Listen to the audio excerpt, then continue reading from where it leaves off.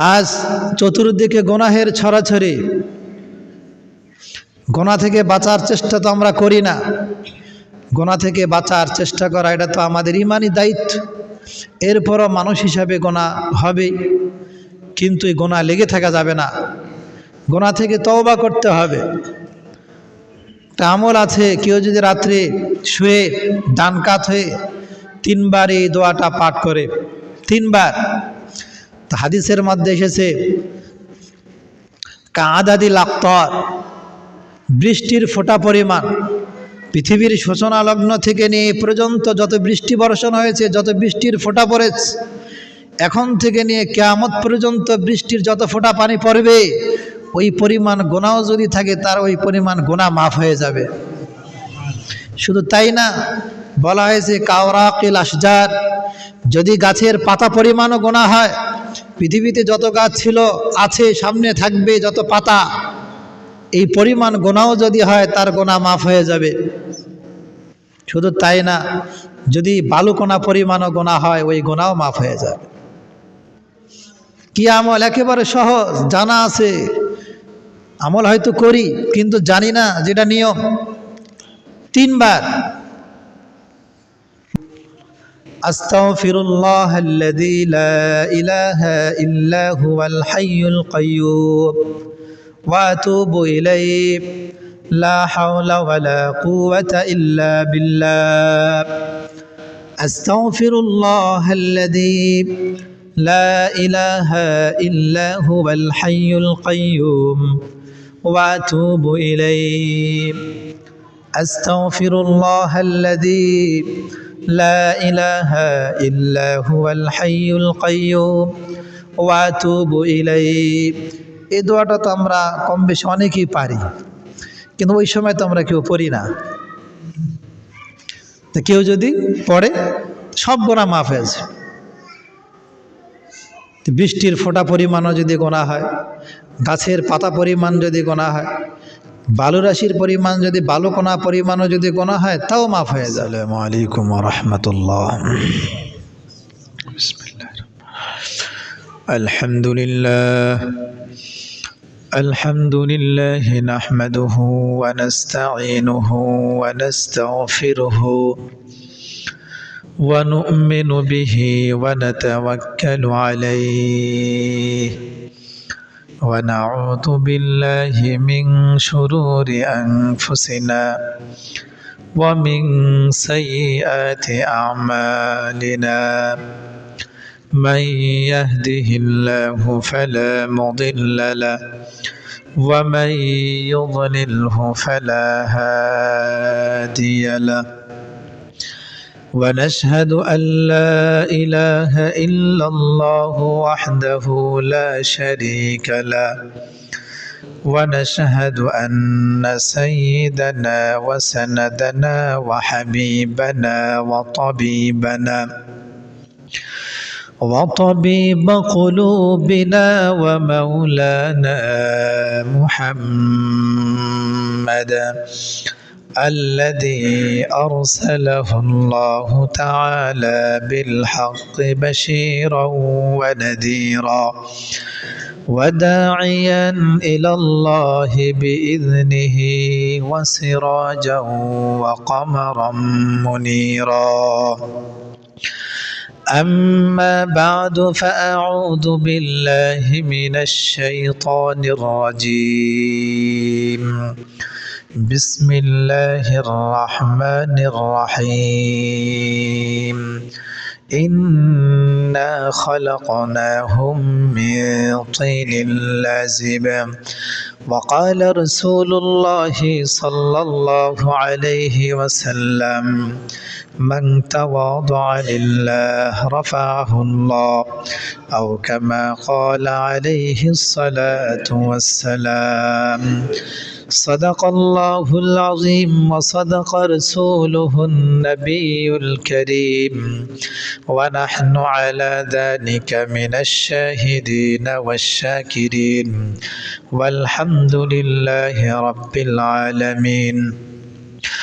اللهم صل على سيدنا محمد وعلى آل سيدنا محمد كما صليت على سيدنا إبراهيم وعلى آل سيدنا إبراهيم إنك حميد مجيد اللهم بارك على سيدنا محمد وعلى آل سيدنا محمد كما باركت على سيدنا إبراهيم وعلى آل سيدنا إبراهيم إنك حميد مجيد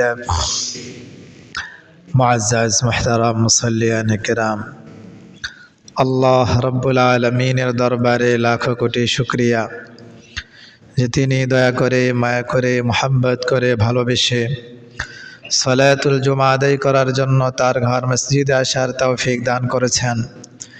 এজন্য আমরা একবার অন্তরের অন্তঃস্থল থেকে শুকরিয়া জ্ঞাপন করি, আলহামদুলিল্লাহ। সম্মানিত উপস্থিতি, আমাদের আলোচনা চলছিল মাটির মধ্যে 4টি বিশেষ গুণ রয়েছে। মাটি সুলভ সেই 4টি গুণ কোনো মানুষ যদি ধারণ করতে পারে, নিজের মধ্যে ফিট করতে পারে, তাহলে সে অবশ্যই আল্লাহর ওলি হয়ে যাবে। সেই 4টি গুণের মধ্যে একটি ছিল গোপন করা, লুকিয়ে ফেলা। দ্বিতীয় গুণটি হচ্ছে গ্রহণ করা। তৃতীয় যে গুণটি, প্রথম ও দ্বিতীয় গুণটি নিয়ে বিস্তর আলোচনা হয়েছে।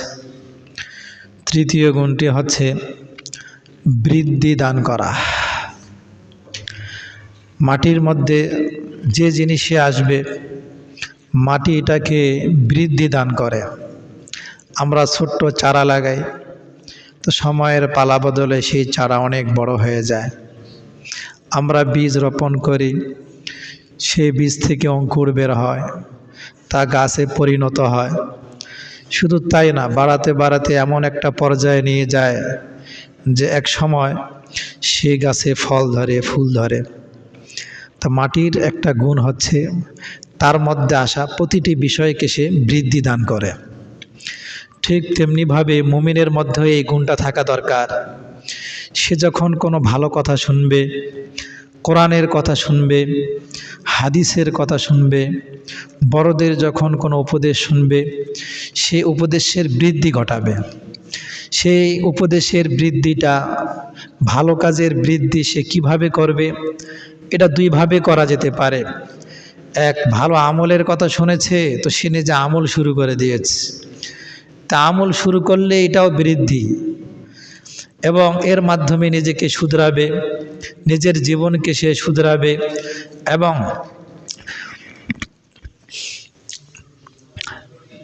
নিজেকে শুধরাবে, ওই অনুযায়ী আমল করবে। বৃদ্ধি প্রদানের আরেকটি সিস্টেম হচ্ছে এ ভালো কথার প্রচার প্রসার করা। এর প্রচার প্রসার ঘটানো, যেভাবে জমিনে বীজ বপন করলে বীজ থেকে অঙ্কুর বের হয়, সে অঙ্কুর বড় হতে হতে গাছে পরিণত হয়। শুধু তাই নয়, ফল ফুল বের হয়। ঠিক তেমনিভাবে ভালো কথাকে ধারণ করে ভালো চরিত্রের ফুল নিজের মধ্যে নিয়ে আসবে, নিজের জীবনকে শুধরাবে, আখলাককে ভালো করবে। তো দ্বিতীয় গুণটি ছিল গ্রহণ করা, আর তৃতীয় গুণ হচ্ছে বৃদ্ধি ঘটানো। তো এই জন্য যখনই কোনো আমলের কথা শুনব, তা আমলের পাবন্ধ এবং এটার প্রচার প্রসার করা। তো এই জন্য আজ তো আমরা শুধু আমলের কথাগুলো শুনে যাই, কিন্তু আমল করি না। ভালো ভালো কথাগুলো শোনা যায়, সেই অনুযায়ী নিজের জীবনকে আমরা পরিচালনা করার চেষ্টা করি না। এই জন্য আল্লাহ রসুল সাল্লাল্লাহু আলাইহি সাল্লাম মানুষের জীবনটা যেন সাফল্যমণ্ডিত হয়, ইহজগতেও যেন সফল হয়, পরকালেও যেন সফল হয়, এর অনেক ফর্মুলা, অনেক আমল আল্লাহ রসুল সাল্লাল্লাহু আলাইহি সাল্লাম দিয়ে গিয়েছেন। এই আমলগুলো ধারণ করা দরকার, আমলগুলো আমাদের করা দরকার। তাহলে বোঝা যাবে তৃতীয় যে গুণ বৃদ্ধির, ওটা আমাদের মধ্যে আসছে। গ্রহণ করা ভালো কথা বলবে, এটা গ্রহণ করব, আর বৃদ্ধি হবে আমলের মাধ্যমে, প্রচার প্রসারের মাধ্যমে। আজ আমরা ডাক্তারের কাছে দৌড়াই, অনেক মানুষ দোয়া চায়, হুজুর দোয়া করিয়েন আল্লাহ যেন বিকলাঙ্গ না করে বা এমন কোনো রোগে না ফেলায় শেষ বয়সে খাদেমের প্রয়োজন হয়, সেবকের প্রয়োজন হয়, আল্লাহ যেন সুস্থ অবস্থায় আমাকে নিয়ে যায়। এরকম দোয়া কিন্তু অনেকেই চায়, বিশেষ করে যাদের বয়স বেশি হয়ে যায় এরকম দোয়াগুলো চায় যে হুজুর যেন বিছনায় যেন আল্লাহ আমাকে না ফেলায়, অন্যের জন্য যেন বোঝা আমি না হই। আর এই সমস্ত দোয়া চাওয়ার কারণও আজ বর্তমান তো মুরব্বীদের সেবা করার মন মানসিকতা যারা যুবক এদের মধ্যে নাই। পিতামাতা সবার কাছে এখন বোঝা, বর্তমান সমাজ ব্যবস্থাটা এমনই হয়ে গেছে।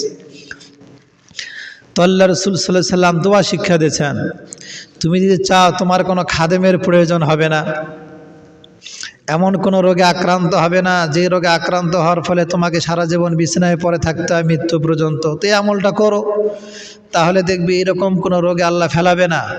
এ তোমাকে বিছানায় পড়ে থাকতে হচ্ছে, কোনো খাদেমের প্রয়োজন হচ্ছে, অন্যরা বিরক্তিবোধ করছে, অন্যরা দোয়া করছে, মারা গেলেই ভালো। দেখবেন এরকম রোগে কেউ পড়লে ফ্যামিলির লোকেরা দোয়া করতে থাকে। তো সহজ আমল, কোনো ব্যক্তি যদি রাতে ঘুমানোর সময় 33 বার সুবহানাল্লাহ, 33 বার আলহামদুলিল্লাহ, 34 বার আল্লাহু আকবার পরে ঘুমায়, আল্লাহ রাব্বুল আলামিন মৃত্যু পর্যন্ত একে এমন কোনো রোগে ফেলাবে না যে ওকে বিছনায় পড়ে থাকতে হবে, 24 ঘন্টা তার পেছনে একজন লোক লেগে থাকতে হবে, তার সেবকের প্রয়োজন হবে, এমন হবে না। কত সহজ আমল, সুবহানাল্লাহ 33 বার, আলহামদুলিল্লাহ 33 বার, আল্লাহু আকবার 34 বার। এমনি ওই আমলটা প্রতি 5 ওয়াক্ত নামাজের পরেও করতে হয়, প্রতি 5 ওয়াক্ত নামাজের পরেও করব। বিশেষ করে আমরা আসর নামাজের পরে আমলটা বেশি করি, তো 5 ওয়াক্ত নামাজের পরেই করা যায়, করার নিয়ম, এটাকে তাসবিহ ফাতিমি বলে। আর রাত্রে ঘুমানোর সময় এই আমলটা যদি আমরা ধরে রাখতে পারি তো আল্লাহ রাব্বুল আলামিন এরকম কোনো রোগে আমাদেরকে ফেলাবেন না যা আমাদের সেবকের প্রয়োজন পড়বে। আজ চতুর্দিকে গুনাহের ছড়াছড়ি, গুনাহ থেকে বাঁচার চেষ্টা তো আমরা করি না।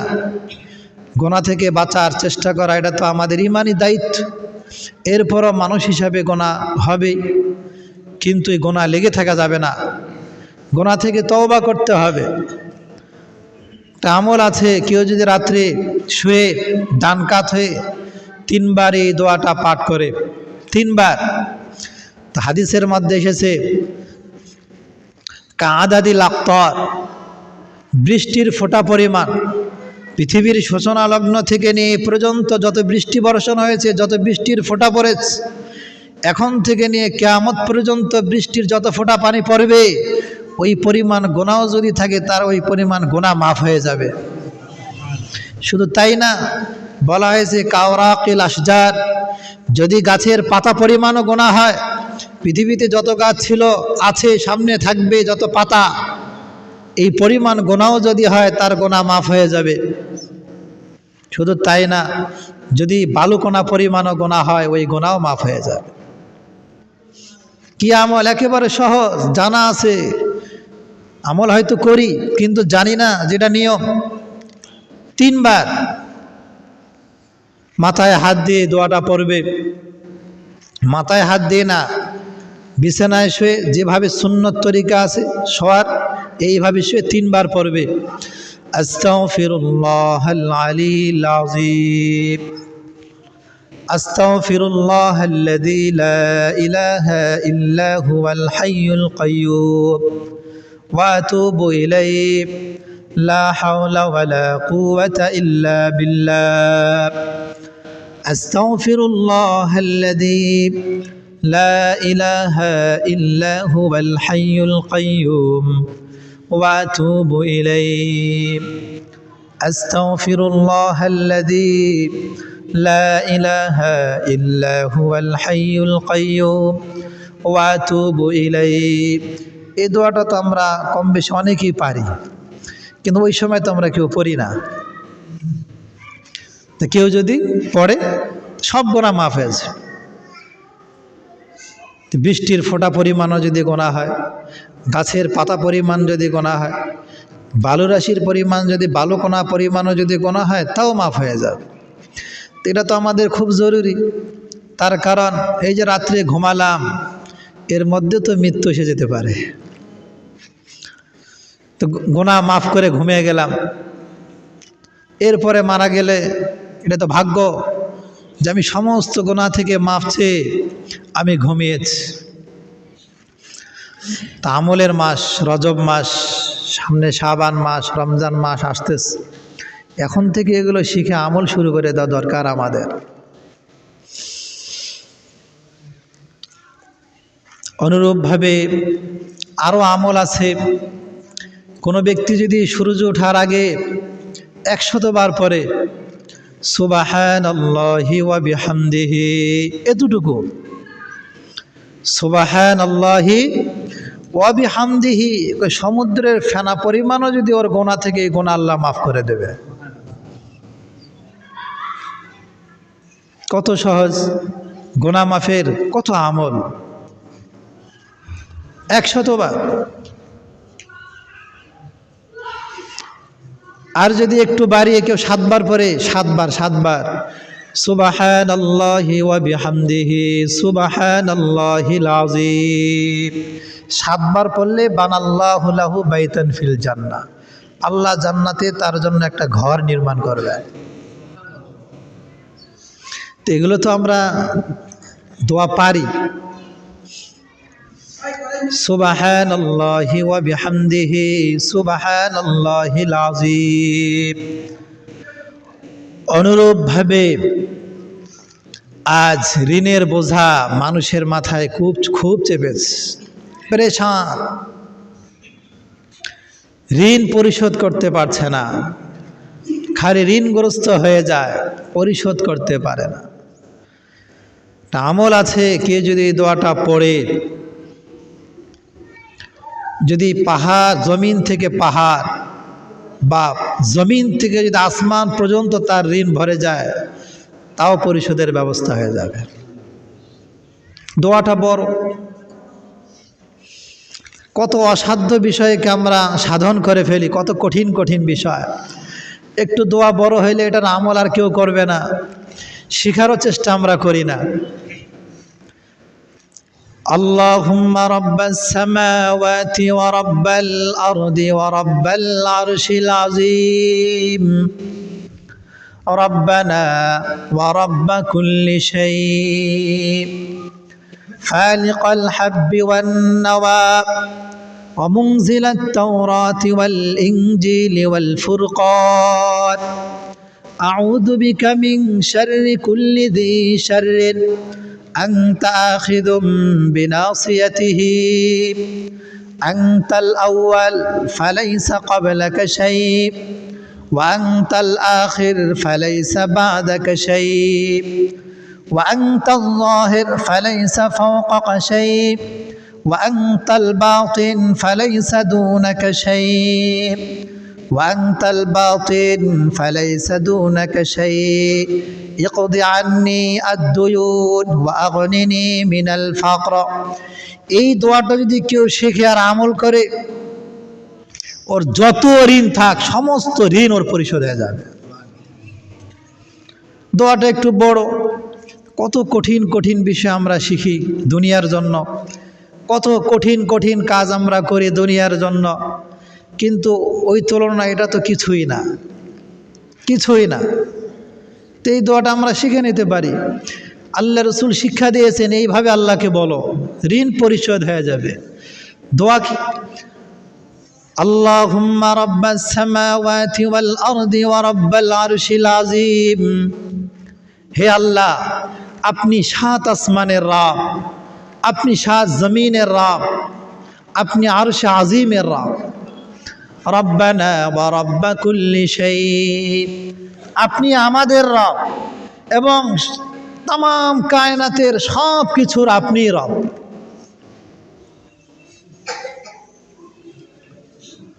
ফালিকাল হাব্বি ওয়ান নাওয়া, ফালিকাল হাব্বি ওয়ান নাওয়া, আপনি তো বীজ থেকে অঙ্কুর বের করেন, আপনি বীজ থেকে অঙ্কুর বের করেন। ওয়া মুনজিলাত তাওরাতি ওয়াল ইনজিলি ওয়াল ফুরকান, আপনি তো তাওরাত নাজিল করেছেন, আপনি তো ইনজিল কিতাব নাজিল করেছেন, আপনি তো কোরআন নাজিল করেছেন। আউযু বিকা মিন শাররি কুল্লি যী শাররিন, আল্লাহ পৃথিবীতে যত বস্তু আছে আর ওই বস্তুর মধ্যে যত অনিষ্ট আছে, এই অনিষ্ট থেকে বের হয়ে আমি আপনার আশ্রয় ঢুকে গেলাম। আনতা আখিযুম বিনাসিয়াতিহা, কারণ সব কিছুই তো আপনার নিয়ন্ত্রণে, তো সমস্ত অনিষ্ট থেকে বের হয়ে আমি আল্লাহর আশ্রয়ে চলে গেলাম এর মাধ্যমে। আনতাল আউয়াল ফালাইসা ক্বাবলাকা শাই, আপনি তো প্রথম, আপনার পূর্বে আর কোনো কিছু নেই। ওয়া আনতাল আখির, আপনি সর্বশেষ। ফালাইসা বাদাকা শাই, আপনার পরে আর কোনো কিছু নাই। ওয়া আনতাজ যাহির, আপনি যাহির। ফালাইসা ফাওকাকা শাই, আপনার উপরে আর কোনো কিছু নাই। ওয়া আনতাল বাতিন, আপনি বাতিন। ওয়া প্রকাশ্য। ফালাইসা দুনাকা শাই, আপনি ছাড়া আর কোনো কিছু নাই। ইকদি আন্নি আদ-দুয়ুন, আপনি আমার ঋণগুলো পরিশোধ করে দেন। ওয়া আগনিনি মিনাল ফাকর, এবং দরিদ্রতা থেকে আমাকে দূরে রাখুন। আল্লাহ রাসূল সাল্লাল্লাহু আলাইহি ওয়াসাল্লাম দোয়া শিক্ষা দিয়েছেন এইভাবে, এভাবে বলো তো ঋণ পরিশোধ হয়ে যাবে। কিন্তু এতটুকু দোয়া শিখতে কিন্তু আমরা প্রস্তুত নই। এই যে 5 ওয়াক্ত নামাজ ফরজ, 5 ওয়াক্ত নামাজের যে কেরাতটুকুই তো আমাদের সহি নাই। দৈনিক 5 ওয়াক্ত নামাজ, ফরজ নামাজ, কেরাত বিশুদ্ধ না হলে নামাজ হবে না।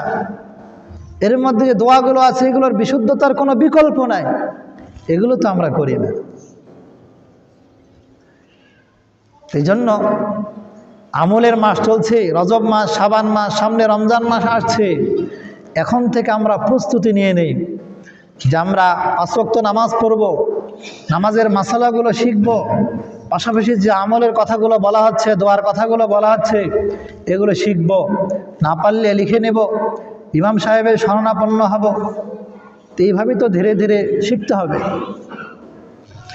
অনুরূপভাবে আরেকটি দোয়া আছে, ঘুম থেকে উঠে কেউ যদি এই দোয়াটা পড়ে, পড়ার পর যেই দোয়াই করবে ওই দোয়া আল্লাহ কবুল করবেন। ইয়াকিন থাকতে হবে, বিশ্বাস থাকতে হবে, একাগ্রতার সাথে, মুআযাবাতের সাথে আমলটা করে যেতে হবে।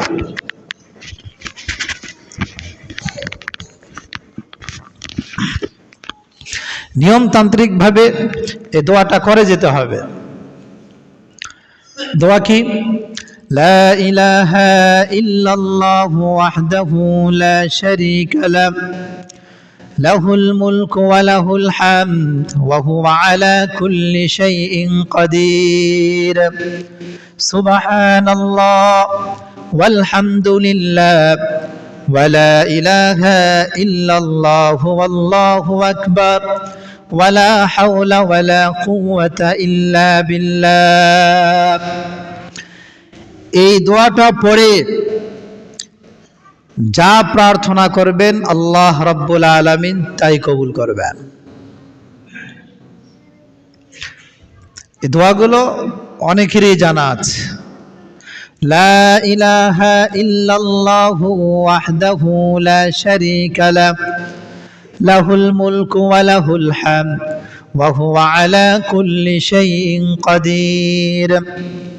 সুবহানাল্লাহ ওয়াল হামদুলিল্লাহ ওয়া লা ইলাহা ইল্লাল্লাহু আল্লাহু আকবার ওয়া লা হাওলা ওয়া লা কুওয়াতা ইল্লা বিল্লাহ।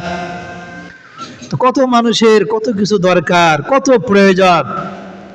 5 ওয়াক্ত নামাজ ধরি, আমলগুলো করি, ঘুম থেকে উঠে ঘুমের যে দোয়া আছে ওটা পাঠ করি, এরপরে এই দোয়া করি, এরপরে যা প্রার্থনা করার ওটা চেয়ে নেই, দেবে আল্লাহ রাব্বুল আলামিন। কিন্তু আমরা তো আবার ধৈর্য হারা, আজকে বলেছে আজকেই দিতে হবে, এইভাবে হবে না, সবরের সাথে। কিন্তু অবশ্যই আপনার আশা পূরণ হবেই। এই আমলগুলো আমাদেরকে করতে হবে। যাই হোক, মাটির মধ্যে 4টি গুণ। 1 নম্বর গুণ ছিল গোপন করা, দ্বিতীয় গুণ হচ্ছে গ্রহণ করা, আর তৃতীয় গুণ বৃদ্ধি দান করা। মাটির মধ্যে যে জিনিসে আসবে মাটি ওটাকে বৃদ্ধি দান করবে। বীজ রোপণ করেন, অঙ্কুর বের হবে, সেখান থেকে গাছ হবে, এক পর্যায়ে ফলে ফুলে তা ভরে যাবে। ঠিক তেমনিভাবে ভালো কথা শুনবো, গ্রহণ করব, এগুলোকে বৃদ্ধি ঘটাবো আমলের মাধ্যমে, প্রচার প্রসারের মাধ্যমে, তাহলে জীবন সুন্দর হবে, জীবনটা হবে ফুলের মতো। সকলের কাছে আমরা সমাদৃত হতে পারবো, গৃহীত হতে পারবো, সর্বোপরি আল্লাহ রাব্বুল আলামিনের কাছে আমরা গৃহীত হতে পারবো।